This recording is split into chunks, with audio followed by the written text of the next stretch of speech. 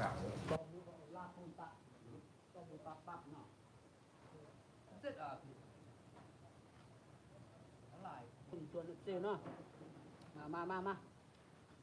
กินข้าวพี่น้องเอ้ยข้าวอย่างไรจากคนเดียวนี่ยังขึ้นไหน เรามาเนาบาทเป็นภาพเมาเนี่ยกระดอบอ่ะ ว่านอน เต็มกับเราไม่ได้ที่โผล่ในนั้นไหนตั้งไงนั่นหรอ ดังงานประมาณคน โดนสาว คุ้มบอก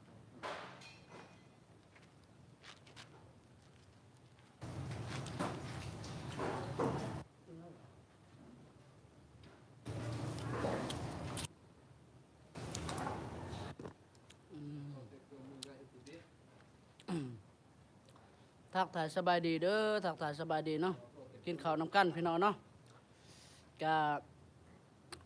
ผู้ได้ว่างกะทักทายสบายดีกะ